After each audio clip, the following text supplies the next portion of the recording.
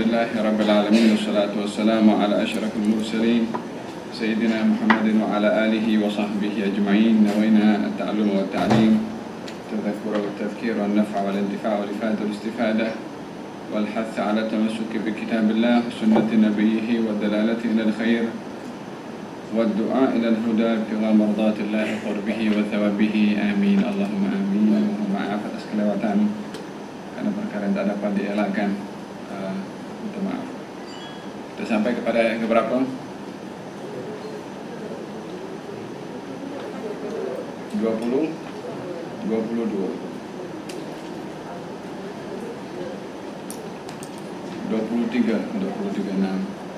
A'udzu billahi minasyaitonir rajim. Bismillahirrahmanirrahim.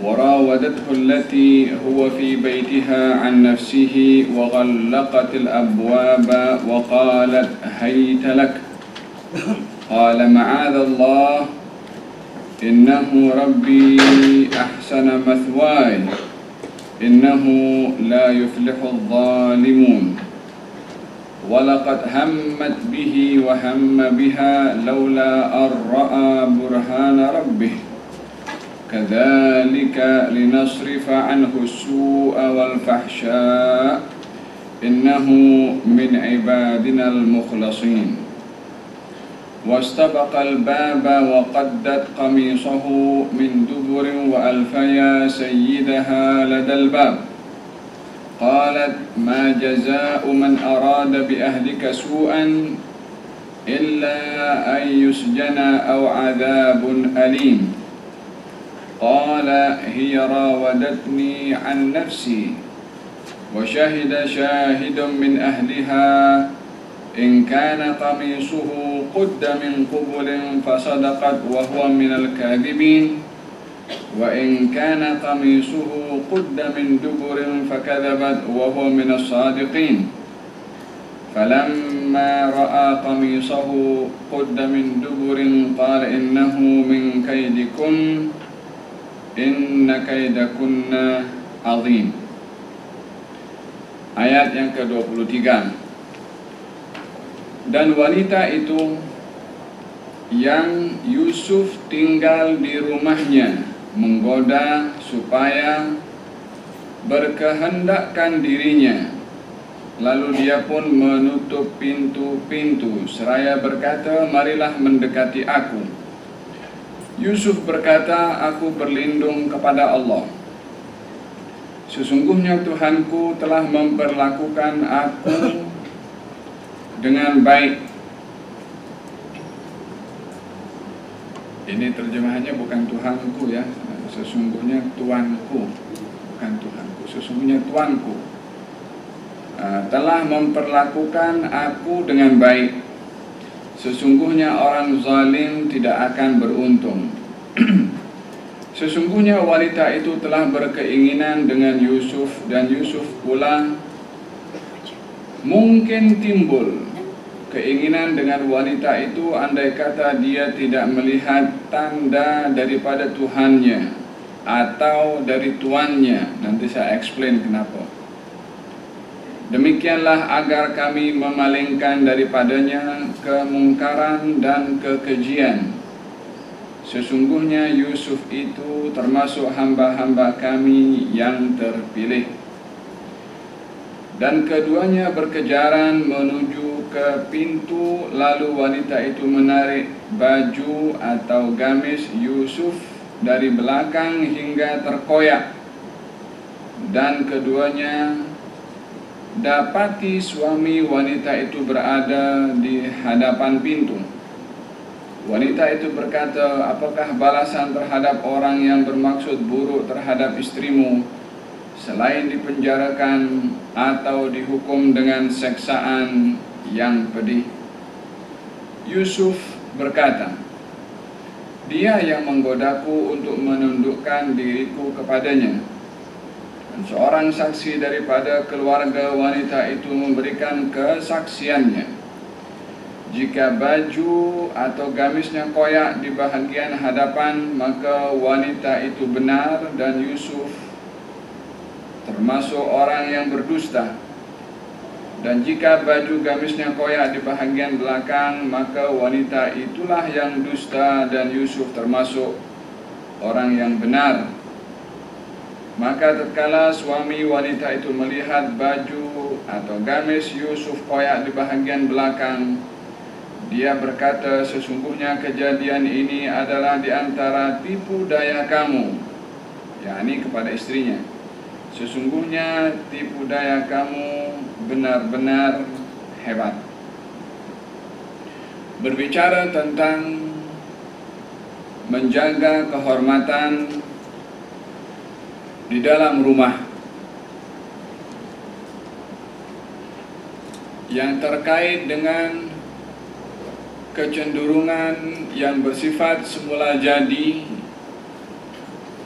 yang diletakkan oleh Allah Subhanahu wa ta'ala kepada manusia. Kecenderungan antara jantina yang berbeza, laki dengan perempuan, dan itu adalah bahagian daripada fitrah yang diletakkan oleh Allah Subhanahu wa ta'ala kepada manusia. Yang bila mana fitrah itu digunakan di tempat yang baik, maka akan menjadi satu kebaikan dan menjadi satu ibadah. Dan bila mana diletakkan di tempat yang tidak baik, maka ianya akan menjadi satu dosa dan menyebabkan hukuman. Maka hendaklah difahami bahwasanya sifat semula jadi daripada naluri, nafsu, kecenderungan yang ada itu daripada aspek yang dikehendaki oleh Allah Subhanahu wa ta'ala, karena Allah tidak meletakkan sesuatu kepada manusia kecuali diinginkan padanya kebaikan.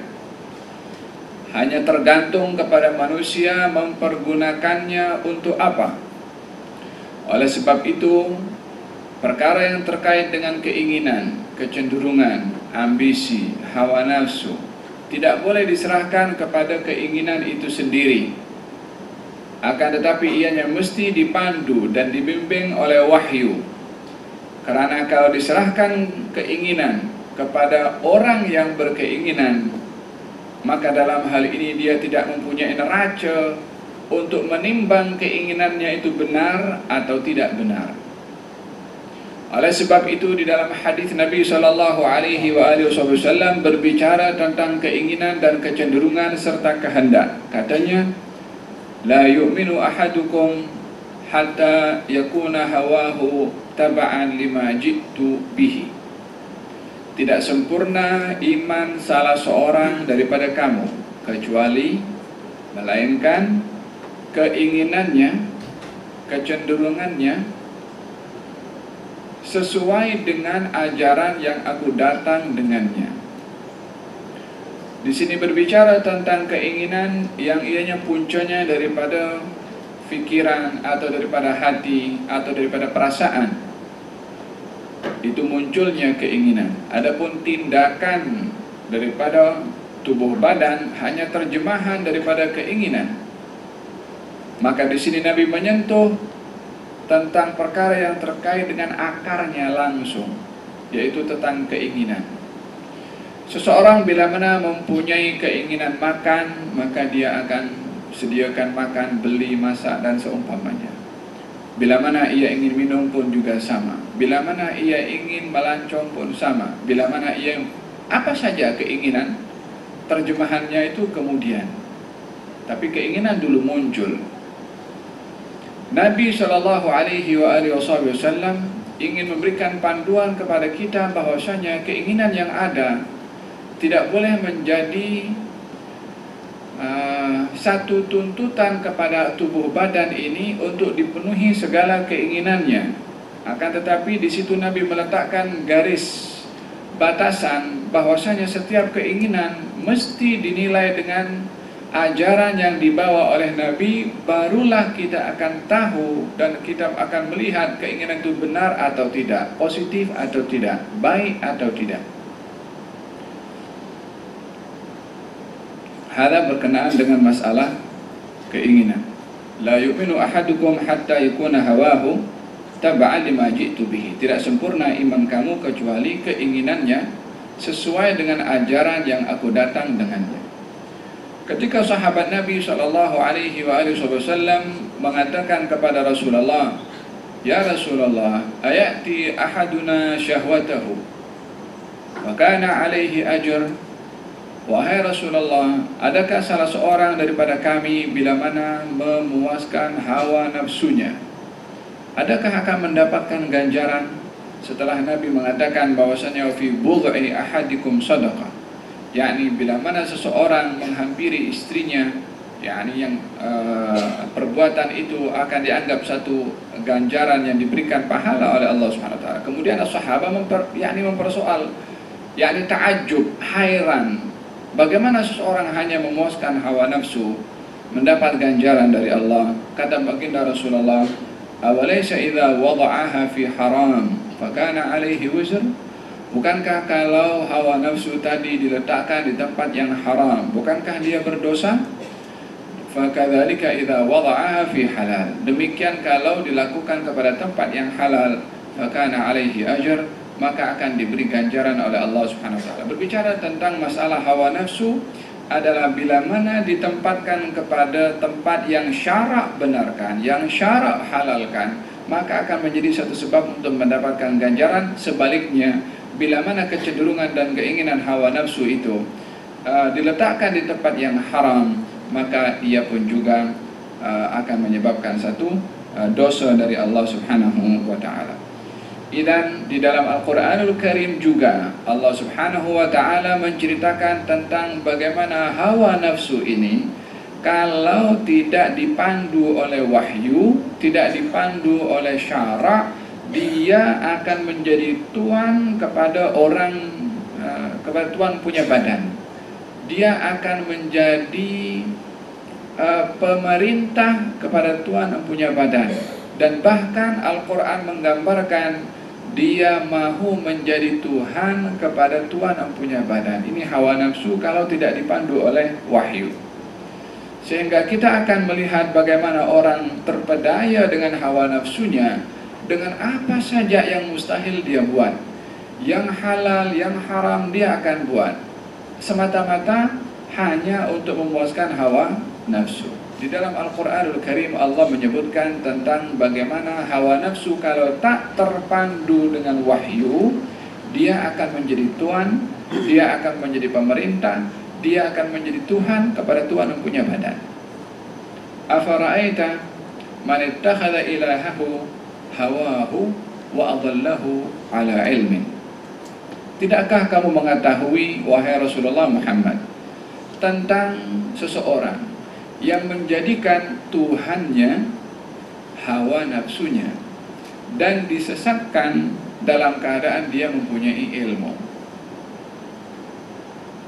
Maksudnya menjadikan hawa nafsu sebagai Tuhan bukan disembah, tetapi yang namanya Tuhan itu ditaati, dipatuhi, sehingga digambarkan orang yang menjadikan hawa nafsunya, keinginannya, kecenderungannya sentiasa dipenuhi, seperti mana kita dituntut untuk memenuhi, mematuhi semua tuntutan Tuhan. Demikian kalau seseorang menjadikan hawa nafsunya itu Tuhan kepada dirinya dengan dipatuhi segala perintahnya, maka akan tersesat ala ilmin, walaupun terkadang dia tahu apa perbuatan yang dilakukan itu adalah salah dan berdosa.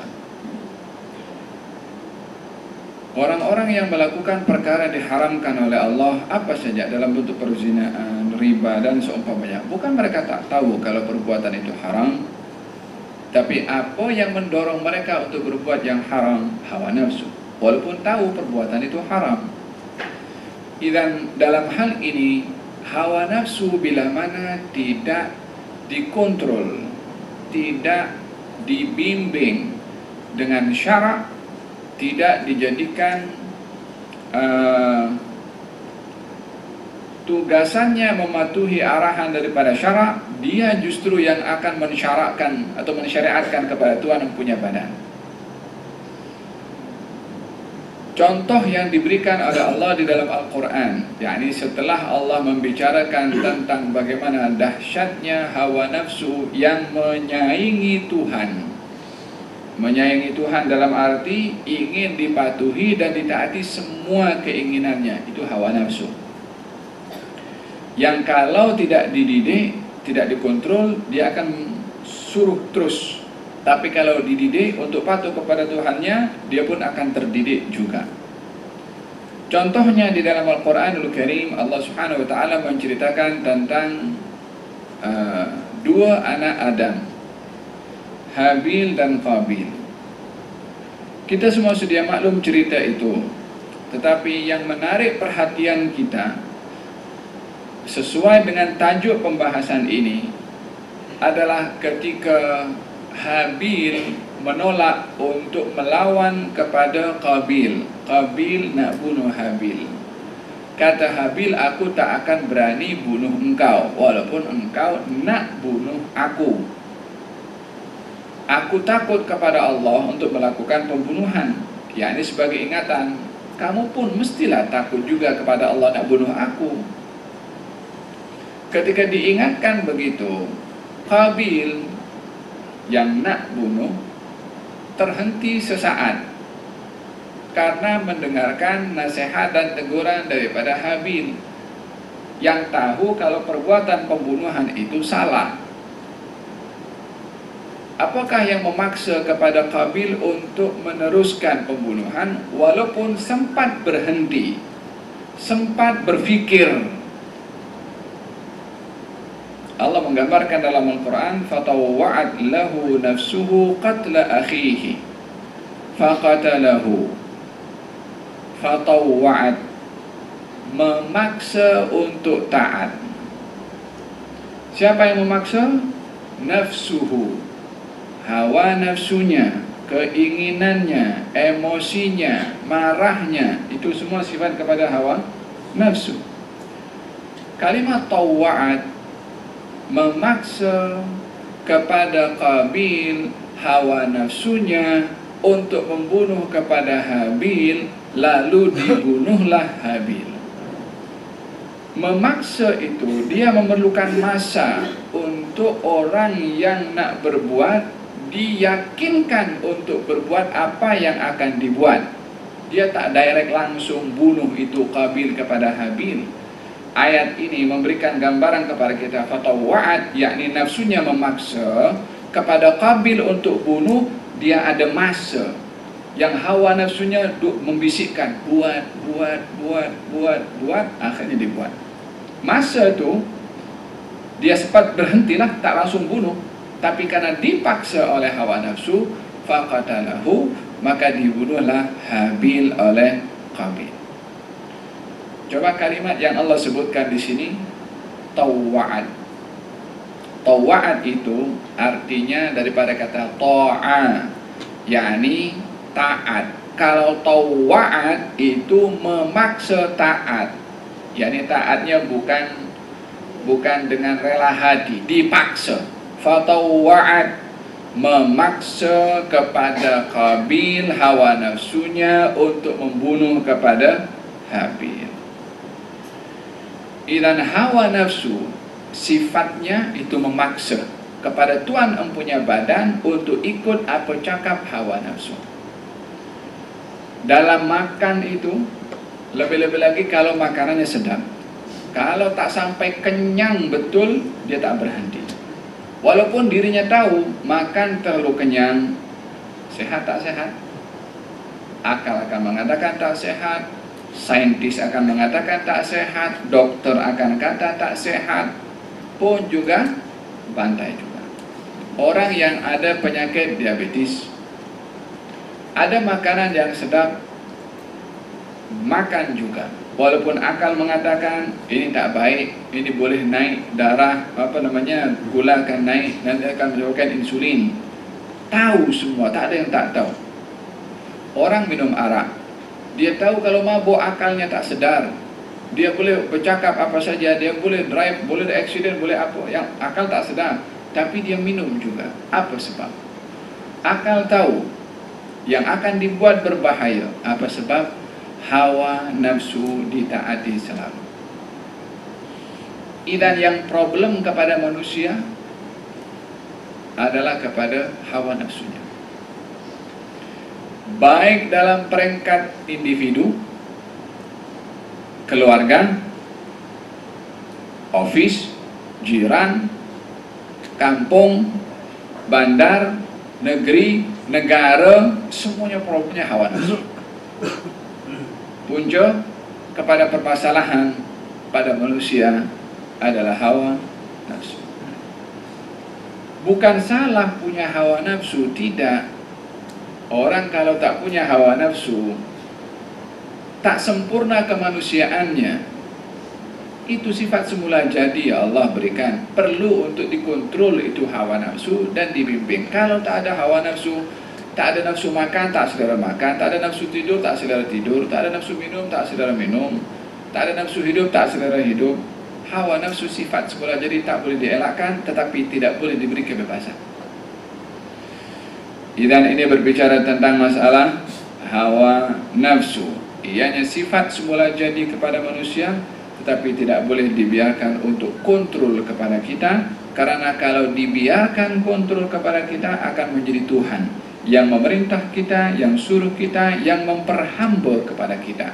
Tapi kalau ia dikontrol oleh wahyu, oleh ajaran Nabi, sebagaimana hadis yang saya bacakan tadi, dia akan menjadi hamba juga seperti kita, yang lama-lama akan justru menyuruh kita berbuat baik berbandingkan menyuruh kita berbuat jahat. Warawadathu allati huwa fi baitiha. Dan wanita itu, yakni istri Al-Aziz, katanya namanya Zulaikha, katalah, mungkinlah, Allahu a'lam.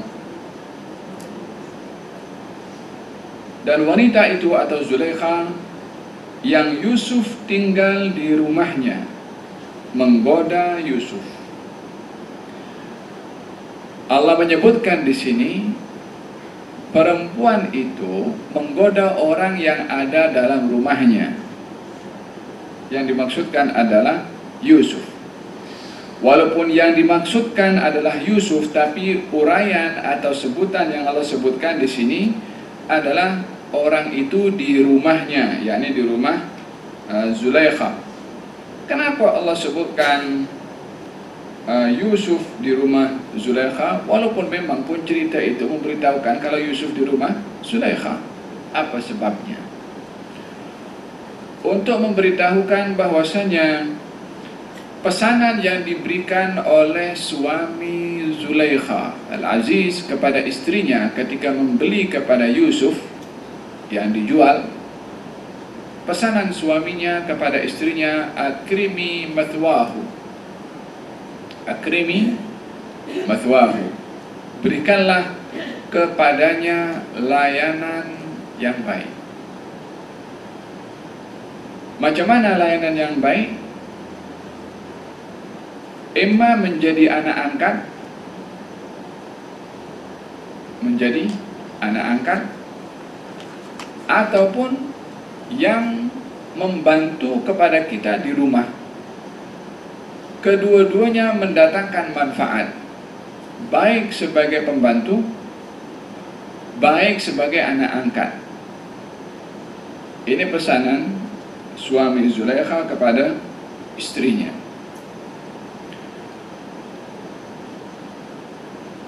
Maka pesanan itu diperintahkan untuk menyikapi kepada Yusuf sebagai anak sendiri.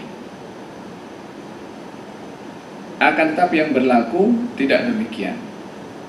Apa yang menyebabkan perkara itu berubah? Tentunya Yusuf ketika diambil sebagai anak angkat ataupun sebagai hamba sahaya adalah usianya masih kecil waktu itu, dan sudah mulai dewasa dan sampai usia remaja atau 30-an, maka keadaan fisikal berbeza dengan ketika kanak-kanak. Warawadathu allati huwa fi baitiha, dan telah mengejarnya, yakni perempuan itu kepada seseorang yang berada dalam rumahnya, yaitu Yusuf, yang diperintahkan oleh suami Zulaikha supaya melayan dengan baik sebagai anak ataupun sebagai pembantu, akan tetapi ianya lebih daripada yang diingatkan. Wa ghallaqatil abwab, dan Zulaikha menutup pintu-pintu biliknya. yakni ketika itu, ini yang dimaksudkan daripada permainan hawa nafsu, bila mana seseorang itu. Oleh sebab itu kenapa di dalam Al-Quranul Karim Allah Subhanahu wa taala ketika melarang seseorang untuk berzina, Allah berfirman wala taqrabu az-zina innahu kana fahishatan wa sa'a sabila. Janganlah kamu mendekati perzinaan, sesungguhnya perzinaan itu adalah perbuatan buruk yang keji. Perintahnya bukan janganlah kamu berzina, tapi jangan kamu mendekati perzinaan.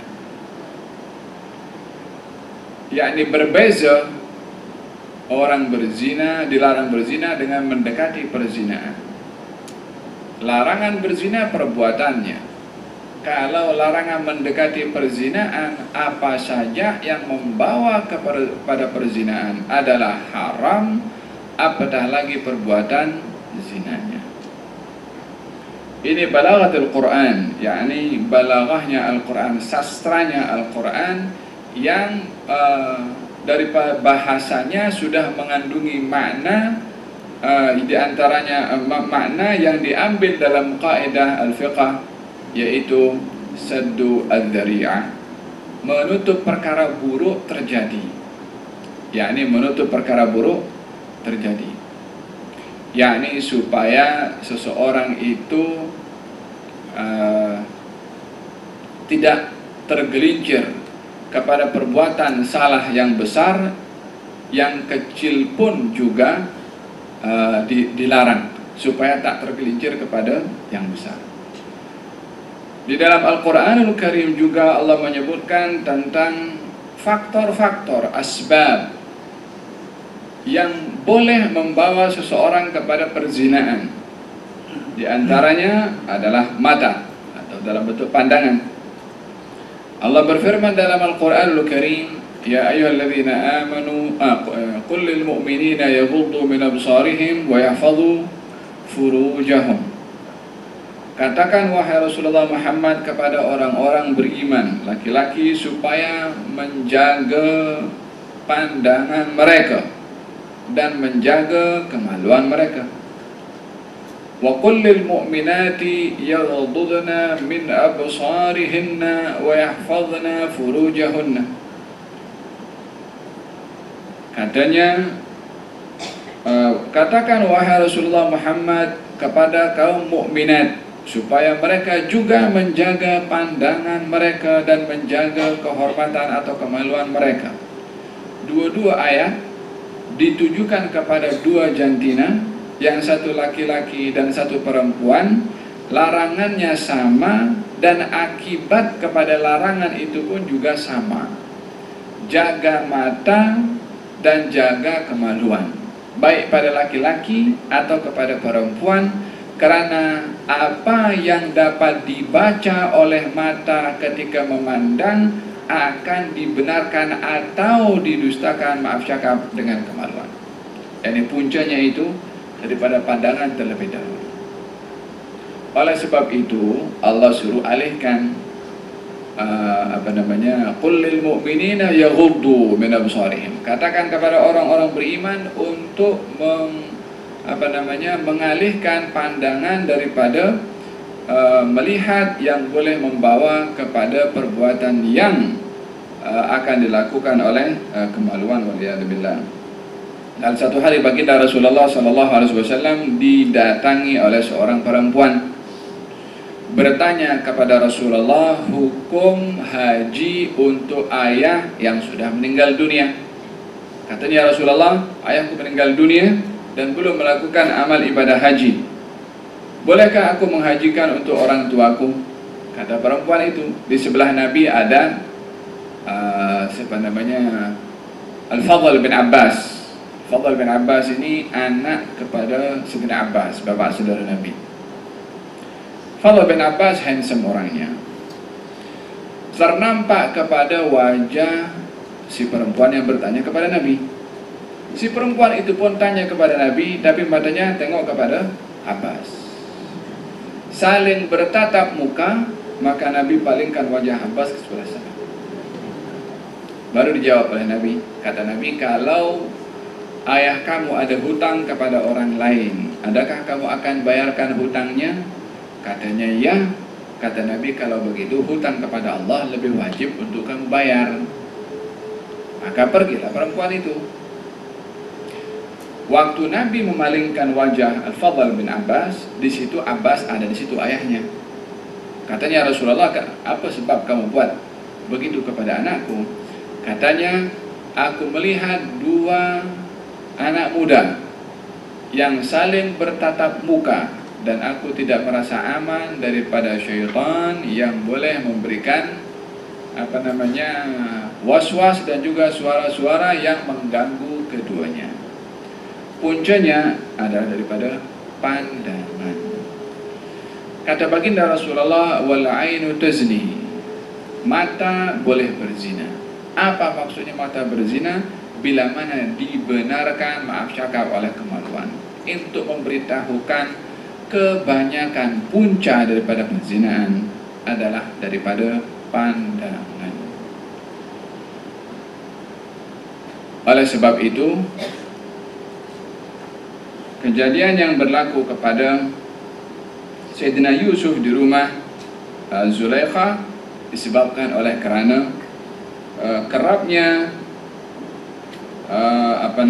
pertemuan dan juga pandangan yang sehingga membawa kepada perkara yang tidak diinginkan. Warawadathu allati huwa fi baitiha wa ghallaqatil abwab, menutup semua pintu biliknya.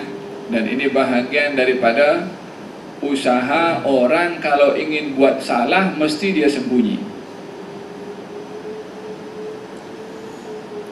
Zulaikha ketika ingin buat salah ditutup pintunya supaya tak nampak orang. Kalau orang berbuat betul justru nak tunjuk. Faham tak? Gal Zulaikha tutup pintu. Wa ghallaqatil abwab. Lupa bahwasanya di situ ada yang memandang walaupun tak memerlukan kepada apapun juga untuk memandang. Tak ada yang menghalang kepadanya apapun juga untuk melihat, yaitu Allah Subhanahu wa ta'ala. Maka fokus yang ada kepada Zulaikha pada ketika itu adalah ingin bersembunyi daripada pandangan orang, sementara Nabi Yusuf lebih melihat kepada pandangan Allah yang tidak pernah ada apapun juga menghalang pandangannya. Oleh sebab itu Zulaikha yang ingin bersembunyi daripada orang, maka dia tutup pintu. Yang Yusuf ketika dipaksa oleh Zulaikha, dia mengatakan bahwasanya ini dilarang oleh Allah. Pertama diajak oleh Nabi Yusuf oleh Zulaikha. Kata Nabi Yusuf mengatakan, ma'adzallah, aku berlindung kepada Allah. Kenapa dia mengatakan ma'adzallah, aku berlindung kepada Allah? Ya karena dia sentiasa dipandang oleh Allah, dilihat oleh Allah. Dan sebab seseorang boleh terhalang melakukan perbuatan yang dilarang oleh Allah bila mana ia menghadirkan di dalam hati, dalam jiwanya dengan dasar imannya kepada Allah, kalau perbuatannya sedang dipandang oleh Allah SWT. Dan ini bergantung sejauh mana kita punya kenal kepada Allah, ma'rifat kita kepada Allah. Ma'rifat seseorang itu semakin tinggi kepada Allah, semakin kuat sentuhan ma'rifat itu kepada dirinya untuk terhalang daripada berbuat maksiat. Tapi semakin lemah ma'rifat seseorang dengan Allah, kenalnya kepada Allah, takutnya kepada Allah, maka dia akan teruskan juga perbuatan yang salah itu disebabkan oleh kerana dangkalnya, rendahnya ma'rifat seseorang itu kepada Allah. Ketahuilah bahwasanya seseorang bila mana melakukan maksiat dalam keadaan tersembunyi dan dirinya tahu Allah sedang memandang kepadanya, tapi dia buat juga, ketahuilah kalau kenalnya kepada Allah lemah, dhaif, ma'rifatnya kepada Allah lemah, hatta orang itu banyak ibadah. Sebab dia tak takut kepada Allah untuk melakukan perbuatan yang salah itu dalam keadaan dirinya sedar dipandang oleh Allah Subhanahu wa ta'ala. Dan dirinya lebih melihat kerisauan dan takut atau malu dipandang oleh manusia lebih daripada dirinya merasa malu dipandang oleh Allah Subhanahu wa ta'ala. Seseorang yang berbuat salah, nak berbuat salah di dalam negeri tak boleh, pergi luar negeri buat salah luar negeri. Seakan-akan Allah dalam negeri saja. Ma'rifatnya kepada Allah lemah. Sebab dia lebih merasa takut dilihat manusia, lebih merasa malu dilihat manusia berbandingkan dipandang dan dilihat oleh Allah Subhanahu wa ta'ala. Apa yang menyebabkan dia berani berbuat maksiat dalam keadaan bersendirian atau pergi ke luar negara, sementara baik maksiat itu dibuat di dalam negeri atau di luar, ya sama-sama maksiat kepada Allah Subhanahu wa ta'ala. Tapi karena dasar pengetahuannya kepada Allah, ma'rifatnya kepada Allah, imannya kepada Allah lemah, jadi dia buat dengan senyap-senyap atau pergi ke tempat lain supaya tak nampak kepada orang dan tidak dilihat dirinya sedang dipandang oleh Allah Subhanahu wa ta'ala. Bila mana ini berlaku kepada seseorang, hendaklah dia menangisi kepada dirinya, sebab dia lebih membesarkan orang lain berbandingkan kepada Allah Subhanahu wa ta'ala. Dia malu kepada orang-orang tu boleh buat apa? Tapi kalau dia patutnya malu kepada Allah Subhanahu wa ta'ala, justru dia yang akan mampu untuk menghalang dirinya daripada berbuat perbuatan yang dilarang oleh Allah Subhanahu wa ta'ala. Idzan, berbicara tentang sebab yang boleh menghalang seseorang untuk meninggalkan maksiat walaupun dalam keadaan senyap-senyap, dalam keadaan bersembunyi, ataupun berada di dalam atau di luar negara, adalah sejauh mana dia kenal kepada Allah Subhanahu wa ta'ala. Kalau Siti Maryam alaihassalam, saya ingat dalam surah Maryam pun pernah diceritakan bahwasanya ketika Siti Maryam berada di dalam, kalau ini berlaku kepada Nabi Yusuf, bagaimana laki-laki, bagaimana berlaku kepada perempuan. Siti Maryam berada di tempat ibadahnya, di mihrab. Kemudian Allah Subhanahu wa ta'ala hantarkan malaikat Jibril. Malaikat Jibril datang menyerupai seorang lelaki, masuk ke dalam bilik Siti Maryam. Bilik itu ditutup dan tak ada orang masuk kecuali Nabi Zakaria.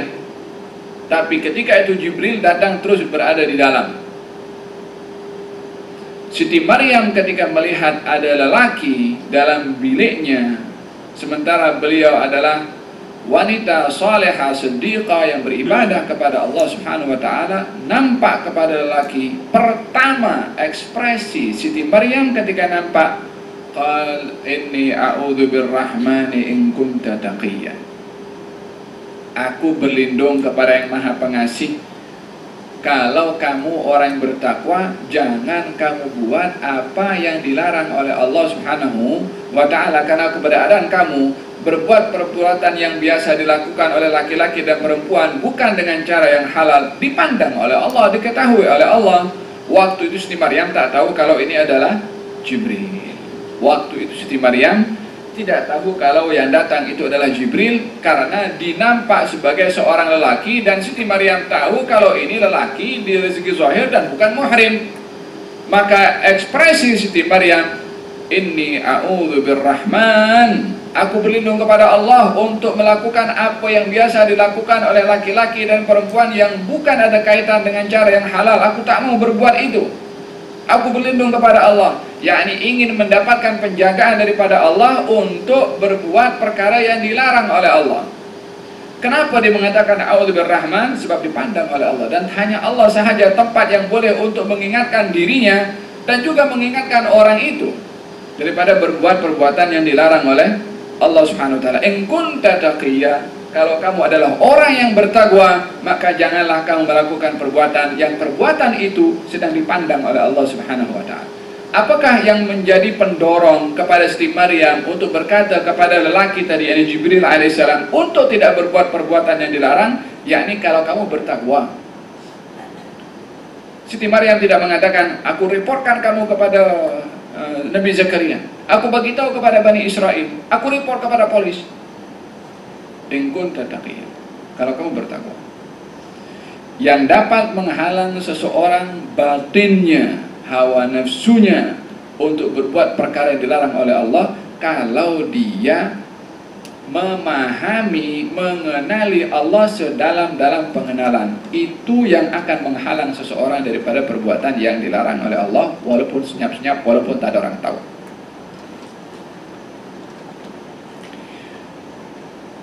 Dalam hadis Nabi SAW, Nabi bersabda, sab'atun yudhilluhumullahu fi dhillihi yawma la dhilla illa dhilluh. 7 golongan di mana tiada akan tujuh golongan yang akan dilindungi oleh Allah di hari di mana tiada perlindungan kecuali perlindungan Allah. Ada berapa golongan? 7 golongan. Salah satu daripada 7 golongan itu, warajulun da'athu imra'atun dhatu jamalin faqal inni akhafullah. Salah seorang daripada mereka yang dilindungi oleh Allah di hari tiada perlindungan kecuali perlindungan Allah adalah seseorang lelaki yang diajak oleh orang perempuan untuk melakukan perbuatan yang haram. Dia mengatakan, saya takut kepada Allah. Atau sebaliknya, dalam Sahih Al-Bukhari diceritakan tentang 3 orang yang dia berjalan lalu berehat di gua. Lalu gua itu tertutup dengan jatuhan batu besar menutup mulut gua, dan tidak ada depan mereka keluar daripada gua tersebut. Batunya besar. Dalam Sahih Bukhari katanya, kalau begitu kita ingin berdoa kepada Allah dengan bertawassul dengan amal perbuatan masing-masing. Satu, berdoa kepada Allah, bertawassul dengan amal bakti kepada orang tuanya. Setelah satu berdoa, batu itu bergerak, tapi mereka masih belum boleh keluar. Yang satu lagi berdoa kepada Allah, bertawassul dengan amal perbuatannya yang adil dan amanah kepada harta kaki tangannya, gajinya dan juga harta kaki tangan diberikan dengan adil, dengan amanah. Maka batu itu pun bergerak, tapi masih belum boleh keluar. Yang ketiga adalah seorang lelaki yang didatangi oleh perempuan untuk meminta hutang. Lalu lelaki itu mengatakan, aku akan beri hutang dengan syarat engkau menyerahkan kehormatanmu. Karena dalam keadaan terpaksa, maka perempuan itu pun juga menyetujui. Dan ketika perbuatan itu akan dilakukan, perempuan itu mengatakan, ya hadza la tafuddal khatim illa bihaqqih, yakni diingatkan jangan kamu berbuat sesuatu yang dilarang oleh Allah kecuali dengan cara yang dibenarkan oleh Allah, yakni zina haram, nikah halal. Maka janganlah kamu berbuat sesuatu yang diharamkan oleh Allah kecuali dengan cara yang dihalalkan oleh Allah. Maka ketika sebut itu ittaqillah, bertakwalah kamu kepada Allah daripada berbuat sesuatu yang diharamkan oleh Allah, sementara ada yang dihalalkan oleh Allah Subhanahu wa taala. Lelaki itu bangkit dan tinggalkan dan dimaafkan pun hutang kepada perempuan itu. Maka batu itu pada akhirnya terbuka dan mereka keluar dengan selamat. Karena meninggalkan perkara yang diharamkan, sebabnya adalah takut kepada Allah Subhanahu wa taala. Dan pada ayat ini kita melihat bagaimana Nabi Yusuf alaihissalam ketika diajak oleh Zulaikha berbuat perkara yang haram, katanya, ma'adallah, aku berlindung kepada Allah. First kali adalah berlindung kepada Allah. Apa saja yang kita diganggu oleh hawa nafsu untuk berbuat perkara-perkara yang salah ataupun yang haram, ingatlah bahwasanya Allah Subhanahu wa taala sentiasa memandang dan juga memantau. Qala ma'adallah, kalau aku berlindung kepada Allah Subhanahu wa taala, innahu rabbi ahsana mathwaya, sesungguhnya dia tuanku. Tuanku di sini maksudnya adalah suami Zulaikha, innahu rabbi. Okeylah, ada dua makna ya. Kalau rabbi itu diartikan Tuhanku, maksudnya Allah yang sudah menjaga, menyelamatkan Nabi Yusuf daripada kejahatan adik-beradiknya. Dia sudah banyak berbuat baik kepada aku tak mau melakukan perbuatan yang dilarang oleh Allah Subhanahu wa ta'ala. Ini kalau diartikan Rabbi, Tuhanku, pakai H. Kalau Rabbi diartikan Tuanku, tak pakai H. Maksudnya adalah Tuan yang membeli Nabi Yusuf, yaitu suami kepada Zulaikha. Kalimat Rabbun dalam bahasa Arab diartikan Tuhan, juga diartikan Tuan. Diartikan Tuhan, diartikan juga Tuan. Kalau Tuhan seperti dalam Al-Quranul Karim, apa namanya? Alhamdulillahi Rabbil Alamin, Rabbil Alamin. Kalau diartikan Tuan, maksudnya yang memiliki kepada hamba. Itu artinya Rabbun juga. Macam mana kata-kata Abu Talib, Abdul Muttalib ketika berhadapan dengan Abraha. Abu Talib datang kepada Abraha menuntut ontanya yang diambil oleh tentera Abraha. Ketika Abraha datang ingin menghancurkan Ka'bah, kata Abu Talib, mana onta aku? Kata Abraha mengatakan, aku menyangka engkau datang supaya merayu kepada aku untuk tidak menyerang kepada Ka'bah, tapi aku merasa hairan engkau datang hanya menuntut onta kamu. Kata Abdul Muttalib mengatakan, ana rabbu ibili, saya ini tuan kepada onta-onta saya. Walil baiti rabbun yahmi, untuk Ka'bah ada Tuhan yang memiliki kepada Ka'bah. Saya tuan kepada onta, itu Ka'bah ada Tuhannya, yakni Allah Subhanahu wa ta'ala yang akan menjaga. Saya mampu menjaga onta, tak mampu menjaga Ka'bah, karena Ka'bah sudah ada penjaganya, yaitu Allah Subhanahu wa ta'ala. Dan dalam bahasa Arab kalimat Rabbun diartikan Tuhan, juga diartikan Tuan. Dalam ayat ini Nabi Yusuf mengatakan, innahu rabbi ahsana mathwaya, sesungguhnya dia, kalau diartikan Tuhan, maksudnya Allah Subhanahu wa ta'ala, sesungguhnya Allah adalah tempat saya untuk Allah sudah banyak berbuat baik kepada saya, yang mempelawa kepada, yang menyelamatkan saya. Ini kalau Rabbi dinisbahkan kepada Allah, karena memang Nabi Yusuf yang menyelamatkan Nabi Yusuf daripada kejahatan adik-beradiknya adalah Allah.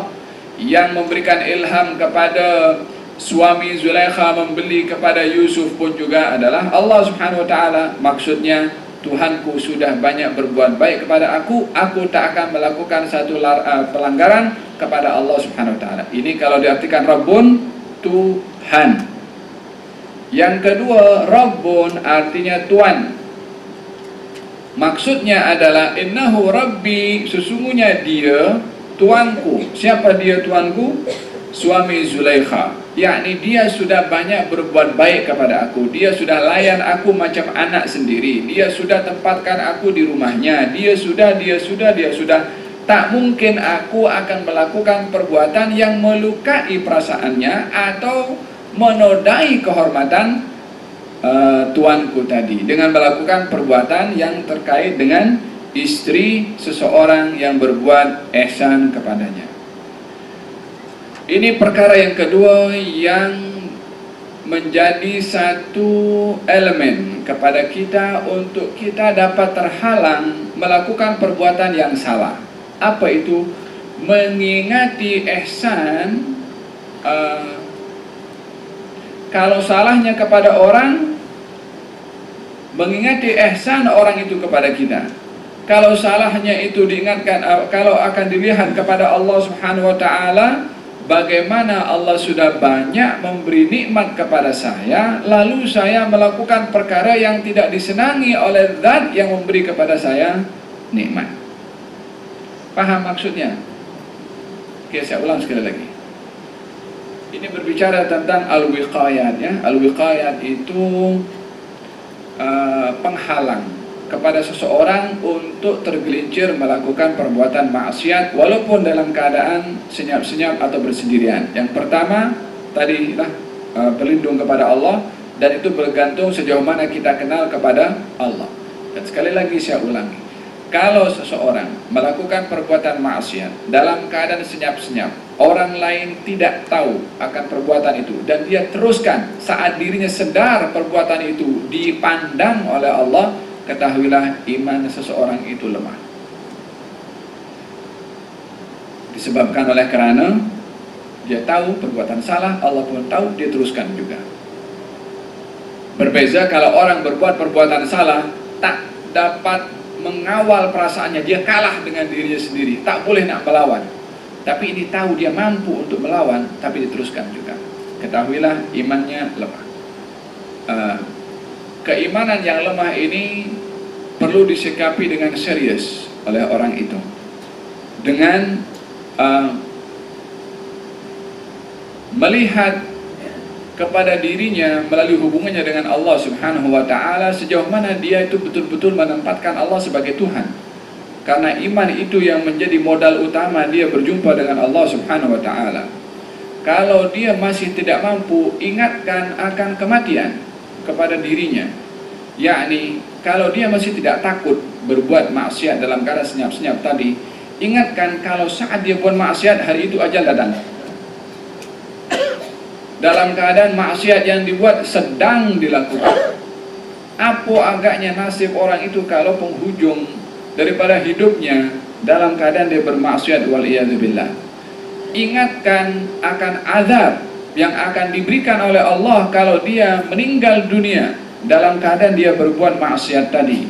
Yakni takutkan dirinya kalau dia tidak mampu untuk dengan keimanannya untuk mengenali Allah yang mengawasi sehingga dia malu, ingatkan dengan cara yang menakutkan kepada dirinya melalui kematian dan hukuman Allah Subhanahu wa ta'ala kalau dia teruskan perbuatan maksiat. Ini untuk membangkitkan perasaan di dalam hati untuk takut meneruskan perbuatan yang dilarang oleh Allah Subhanahu wa ta'ala. Yang pertama, dengan melihat Allah memantau. Yang kedua, kalau tak berjaya yang itu, takutkan dirinya dengan kematian dan hukuman yang akan didapat olehnya kalau dia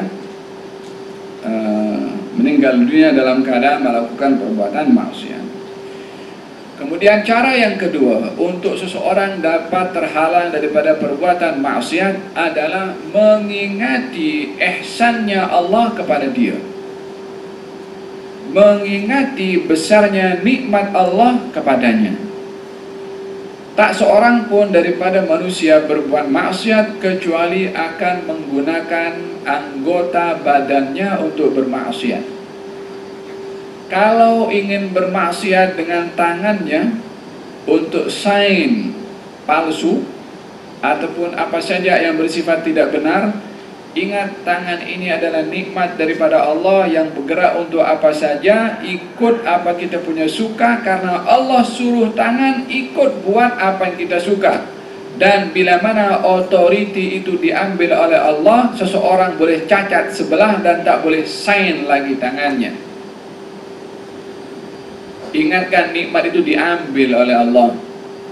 Kalau seseorang bermaksiat dengan matanya, ingat bahwasanya mata ini juga nikmat dari Allah yang kita disuruh menggunakan mata di tempat yang dibolehkan oleh Allah. Tapi bila mana digunakan di tempat yang dilarang oleh Allah, ingat mungkin boleh saja otoriti mata yang boleh melihat ini dicabut oleh Allah sehingga pandangannya tak dapat lagi dirasa, matanya ada, pandangannya tidak ada. Demikian telinga, demikian kaki, demikian kemaluan dan seterusnya. Mengingati ihsan yang Allah sudah beri kepada kita dan kekhawatiran ihsan itu diambil akan menjadi sebab seseorang itu terhalang daripada berbuat maksiat kepada Allah Subhanahu wa ta'ala. Makanya Nabi Yusuf di sini ketika diajak, "Qalat haytalak," marilah berbuat, yakni berbuat zina. Nabi Yusuf mengatakan, ma'adallah, aku berlindung kepada Allah. Yakni pengawasan tadi saya katakan, yakni mengawasi atau menjadikan Allah yang mengawasi kepada dirinya, dan hanya Allah tempat untuk berlindung. Yang kedua, innahu rabbi ahsana mathwaya, sesungguhnya dia, baik itu Allah atau itu adalah Tuhan kepada Nabi Yusuf, sudah banyak berbuat ihsan kepada saya. Dan biasanya orang yang telah banyak mendapat ihsan daripada orang lain enggan untuk melukai perasaan orang itu. Makanya di sini diingatkan oleh kata-kata Nabi Yusuf dengan mengingati ihsan tuannya tadi, innahu rabbi ahsana mathwaya innahu la yuflihu adh-dhalimun, sesungguhnya orang-orang yang zalim tidak akan berjaya. Siapa orang-orang yang zalim? Orang yang dia mudah untuk melakukan perbuatan maksiat tanpa menyaksikan kepada dirinya kalau dipandang oleh Allah, tanpa menghadirkan kepada dirinya kalau dia disaksikan dan dilihat oleh Allah Subhanahu wa ta'ala, tak peduli, dia buat juga. Dan juga tidak mengingati ihsan Allah kepadanya, maka sesungguhnya orang itu adalah orang yang zalim. Di dalam hadis Nabi SAW, man ahsana ilaika ma'rufan fakafi'hu, siapa orang berbuat baik kepada kamu, maka hendaklah kamu balas kebaikan orang itu. yakni balas kebaikan dengan kebaikan. Kebaikan itu dibalas dengan yang lebih baik atau dengan baiknya yang sama. Tapi kalau kebaikan dibalas dengan kejahatan, ini adalah perkara yang tidak wajar. Demikian juga kalau seseorang banyak berbuat ihsan kepada kita, orang tua kita contohnya, orang yang membela kita, umpamanya guru kita, umpamanya, atau siapa yang banyak berbuat ihsan kepada kita, maka tidaklah wajar kalau kita menyakiti perasaan orang berbuat ihsan. Kalaupun menyakiti kepada orang lain sahaja yang tak berbuat ihsan, itu adalah satu kesalahan. Menyakiti kepada orang yang berbuat ihsan, kesalahan yang melampaui batas. Dan Nabi Yusuf di sini mengatakan, dia sudah banyak berbuat baik kepada saya, maka tak sepatutnya saya melukai perasaan orang yang berbuat baik, karena perbuatan demikian adalah perbuatan orang-orang yang zalim. Walaqad hammat bihi wa hamma biha laula an ra'a burhana rabbih. Dan dia, yakni Zulaikha, mempunyai kecenderungan terhadap Nabi Yusuf, dan juga Nabi Yusuf mempunyai kecenderungan terhadap dia. Laula an ra'a burhana rabbih, kalau bukan oleh kerana Nabi Yusuf melihat tanda-tanda Tuhannya atau tanda-tanda tuannya. Nah, kembali kepada perbahasan tadi, kalau Rabbun boleh Tuhan, boleh Tuan. Zulaikha punya kecenderungan kepada Nabi Yusuf sebagaimana kecenderungan perempuan kepada laki-laki, atau sebaliknya, yakni kecenderungan yang bersifat hawa nafsu. Wa hamma biha, Nabi Yusuf pun punya kecenderungan. Di sini ahli tafsir memberikan penjelasan lebih terperinci. Apakah kecenderungan yang ada kepada Nabi Yusuf? Kalau kepada Zulaikha, jelas kecenderungan yang bersifat hawa nafsu. Tapi kecenderungan kepada Nabi Yusuf, adakah kecenderungan yang sama kepada Zulaikha bersifat hawa nafsu? Kenapa berbeza pandangan ulama pada kecenderungan Nabi Yusuf dan tidak ada perbezaan pada kecenderungan Zulaikha? Disebabkan oleh kerana Nabi Yusuf adalah seorang yang dilantik oleh Allah menjadi Nabi. Adakah wajar bagi seorang lelaki yang diangkat atau diangkat menjadi Nabi mempunyai kecenderungan untuk berbuat zina? Itu menjadi satu pembahasan kepada ahli at-tafsir. Kembali pokok permasalahan, kecenderungan laki dengan perempuan saya katakan adalah perkara yang normal. Kalau digunakan kepada yang baik akan menjadi baik, kalau sebaliknya akan menjadi sebaliknya. Itu saya dalam mukadimah saya sudah jelaskan. Tapi di sini berbicara tentang orang yang diangkat menjadi nabi, adakah mungkin mempunyai kecenderungan untuk berbuat perkara yang maksiat atau tidak? Ini pembahasan yang menjadi pembahasan kepada ahli at-tafsir.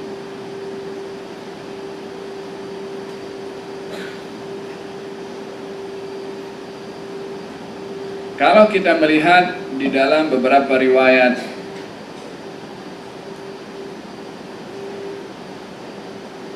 tentang kecenderungan kepada perkara yang salah kepada seorang nabi, adakah mungkin atau tidak? Maka di sini ulama memberikan penjelasan bahwasanya bila mana kecenderungan itu berlaku kepada seorang yang akan diangkat menjadi nabi sebelum menjadi nabi, maka kecenderungan itu tidak menodai kehormatan dirinya sebagai seorang lelaki normal yang belum lagi diangkat menjadi nabi. Tapi kalau sudah diangkat menjadi nabi, maka dijaga dan dikawal oleh Allah Subhanahu wa taala. Jadi di sini pandangan yang pertama mengatakan kecenderungan itu ada karena Nabi Yusuf waktu itu belum lagi diangkat menjadi nabi. Dan ini tidak menyalahi kepada kedudukannya sebagai seorang yang akan diangkat menjadi nabi, sebab beliau juga adalah manusia. Diambil dari satu peristiwa di zaman baginda Rasulullah Sallallahu Alaihi Wasallam, yang mana baginda Rasulullah ketika usia remaja, baginda Rasulullah pernah diajak untuk menyaksikan satu persembahan tarian ketika usianya masih remaja. Katanya, yang menceritakan Nabi sendiri, katanya, aku dahulu membawa kambing-kambing milik orang Mekah, yakni untuk mendapatkan upah mengembalakan kambing, sehingga satu hari aku titipkan kambing itu kepada sahabat aku dan aku pergi untuk tengok persembahan di Mekah. Persembahan itu jahiliyah, tentunya perkara-perkara mungkar di situ. Tapi waktu itu tidak dikatakan mungkar sebab belum ada nabi, yakni mereka tak ada hukum ketika itu. Maka kata Nabi, diamanahkan kambing itu kepada kawannya, beliau pun turun. Kata Nabi, aku mendengar suara-suara, yakni musik, bising apa semua. Sampai ke tempat itu Allah hantarkan kepada aku tidur dan aku tidak dapat melihat sampai matahari memanaskan tubuh badanku dan aku terjaga daripada tidur. Jadi semalaman tidur tak bangkit kecuali matahari dah terbit, sebelum Nabi menyaksikan apapun juga. Katanya malam itu Allah lindungi aku daripada melihat perkara-perkara yang mungkar. Katanya esok hari aku pergi sekali lagi, dan ini diajak oleh kawan, datang sekali lagi, berlaku kepada Nabi sebiji macam mana berlaku semalam, sampai tidur dan tak bangkit kecuali matahari sudah mulai terbit dan memanasi kepada tubuh badan Nabi. Barulah ketika itu Nabi mengatakan, setelah kali yang kedua berlaku perkara yang sama, aku tak lagi punya kecenderungan untuk tengok.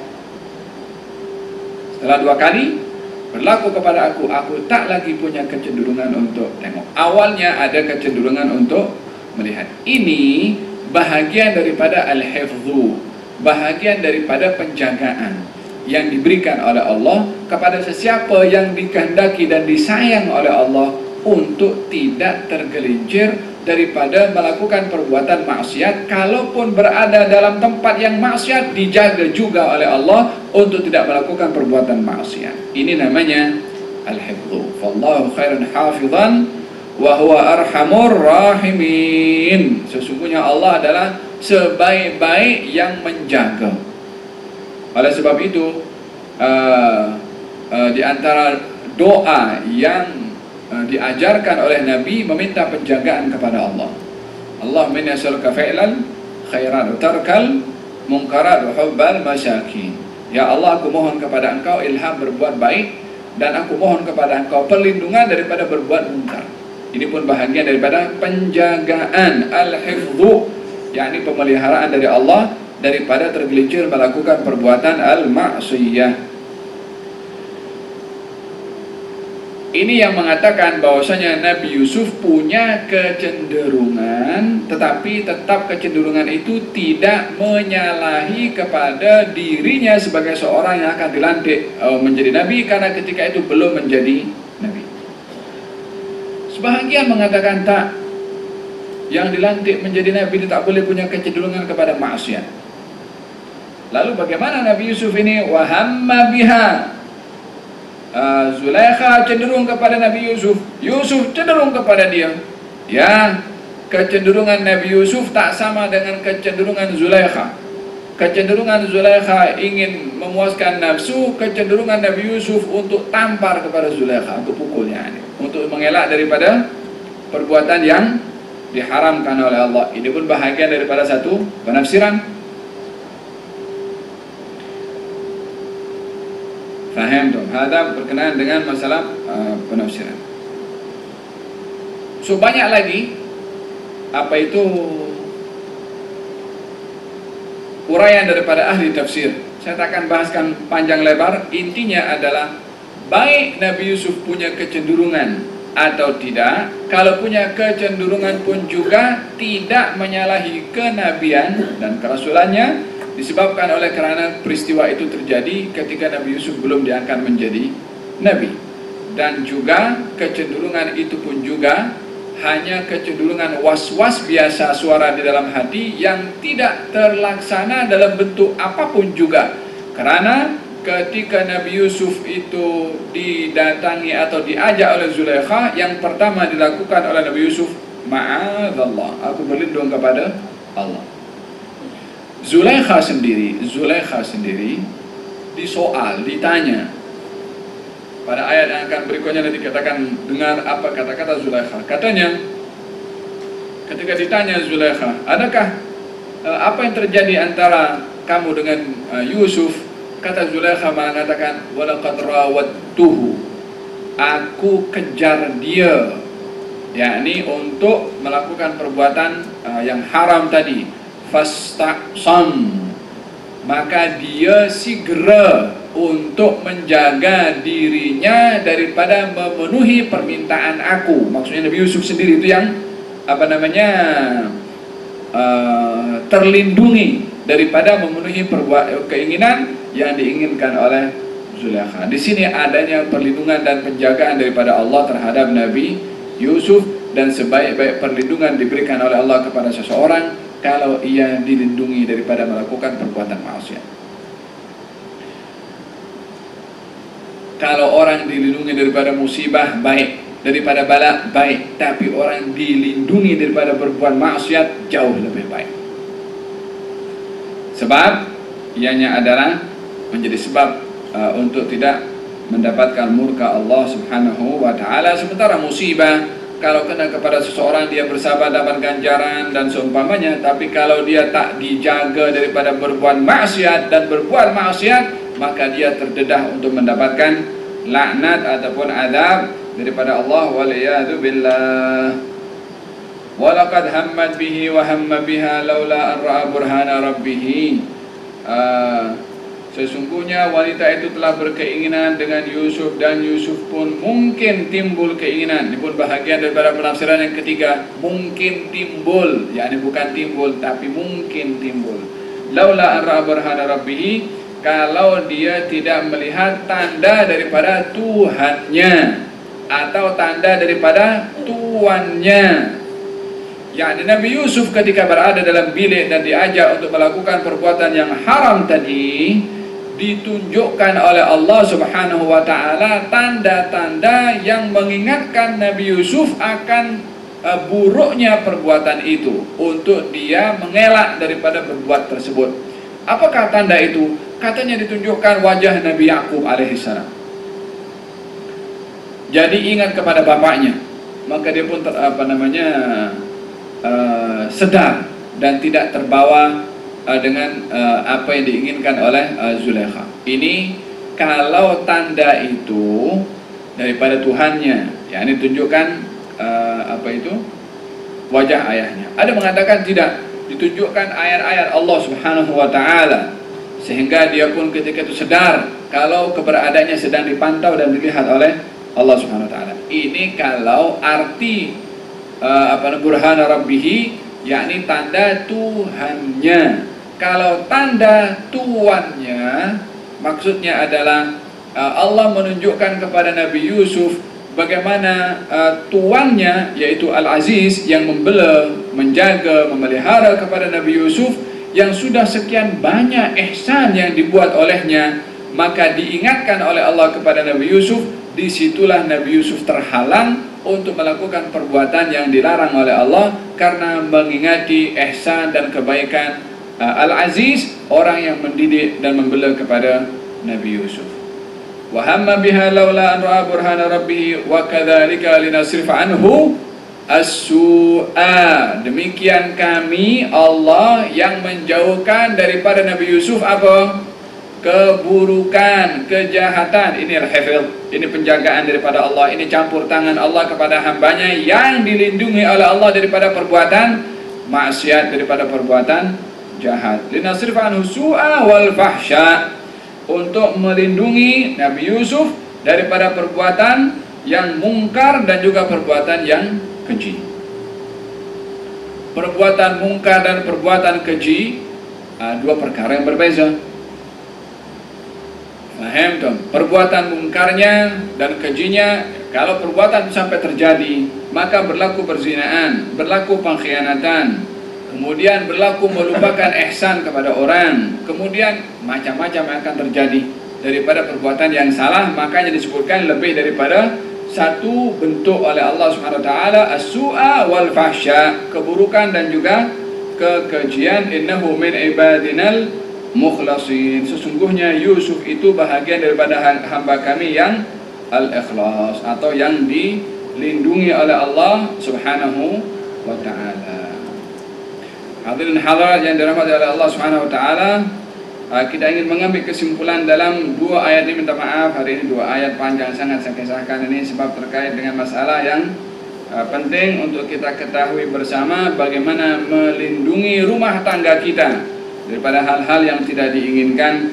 Walaupun dalam rumah tangga itu anak beranak, laki dengan perempuan, usahakan manusia adalah manusia yang mempunyai kecenderungan yang terkadang kalau tidak diawasi, maka kita menjadi sebab kepada ahli keluarga kita melakukan perkara yang dilarang dan diharamkan oleh Allah Subhanahu wa taala. Jagalah dengan diperhatikan dalam rumah kita, antara anak-anak, baik itu anak kita lelaki dan perempuan, pakaiannya dan juga cara duduknya dan juga penampilannya hendaklah diperhatikan, karena syaitan boleh mengganggu dengan cara apapun juga. Hal yang pertama. Yang kedua adalah sifat naluri,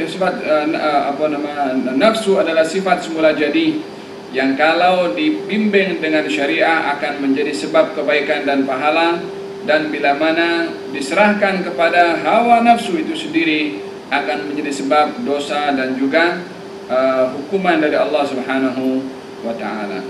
Yang ketiga adalah memperkasakan arti kalau kita sentiasa diawasi oleh Allah, untuk kita sentiasa menyaksikan kalau perbuatan kita dipandang oleh Allah Subhanahu wa taala, untuk dapat mengelak daripada perbuatan maksiat, dan memperkokohkan arti iman kepada Allah Subhanahu wa taala, untuk merasa takut kepada Allah bila mana kita melakukan perbuatan yang salah. Kemudian yang berikutnya, mengingati ihsan Allah kepada kita atau ihsan orang lain kepada kita, untuk tidak melukai kepada sesiapa yang berbuat ihsan kepada kita, lebih-lebih lagi Allah Subhanahu wa taala yang sentiasa memberikan ihsan kepada kita. Kemudian yang berikutnya tentang kecenderungan dalam perasaan dan juga hati ini, terbagi kepada dua kecenderungan, kecenderungan yang positif dan kecenderungan yang negatif. Adapun kecenderungan yang positif, kecenderungan yang baik, bila mana seseorang punya kecenderungan untuk berbuat baik, kecenderungan itu akan dinilai sebagai satu amalan dalam hati dan diganjar oleh Allah walaupun tak dibuat. Nabi bersabda, man hamma bi hasanatin falam ya'malha katabahallahu lahu hasanah wahidah. Orang yang berazam berkeinginan berbuat baik tapi tak dibuat, maka diberi ganjaran, satu ganjaran oleh Allah Subhanahu wa ta'ala. Ini hanya kecenderungan sahaja, berbuat baik tak dibuat. Kalau kecenderungan itu tak baik, tak dibuat, kalau kecenderungan itu tidak baik, dan tidak dibuat, maka kecenderungan itu kalau kecenderungannya itu tidak baik, maka tidak ada apa-apa dosa yang dilakukan kalau tidak hanya sekedar kecenderungan. Kata baginda Rasulullah sallallahu alaihi wasallam, "Innallaha tajawaza an ummati ma waswasat bihi nafsuh ma lam yatakallam." Allah memaafkan kepada umatku apa saja yang bermain dalam hati dan perasaannya daripada kecenderungan yang tidak baik, kecenderungan yang mungkar, keinginan yang mungkar, selagi tidak dicakapkan atau tidak dibuat. Maka sekedar kecenderungan itu dimaafkan, tetapi kecenderungan yang dimaafkan itu kalau kerap didengar, lama-lama akan terlaksana juga. Artinya kecenderungan yang tidak baik dalam hati yang dimaafkan oleh Allah, maknanya kita kena ketepikan dan tidak mendengarkan sentiasa kepada suara-suara yang tidak baik daripada dalam hati. Dan yang berikutnya adalah kita perlu meminta kepada Allah perlindungan dan penjagaan daripada tergelincir melakukan perbuatan yang salah. Hanya penjagaan daripada Allah yang sangat kuat untuk melindungi kita daripada perbuatan yang salah. Mudah-mudahan Allah Subhanahu wa taala memberikan manfaat kepada kita dan juga ahli keluarga kita dilindungi oleh Allah, dipelihara oleh Allah Subhanahu wa taala, dan mudah-mudahan kita mendapatkan inspirasi daripada dua ayat dalam surat Yusuf ini untuk dapat menjaga kehormatan ahli keluarga kita dan dilindungi oleh Allah Subhanahu wa taala dan menjadi keluarga sakinah insyaallah. Allahumma hdina bi hudak waj'alna mimman yusari'u fi ridak wa la tuwallina waliyan siwak wa la taj'alna mimman khalafa amraka wa 'asak wa hasbunallahu wa ni'mal wakeel wa la hawla wa la quwwata illa billahil 'aliyyil 'azim. وصلى الله على سيدنا محمد وعلى آله وصحبه وسلم. الحمد لله رب العالمين. بسر الفاتحة.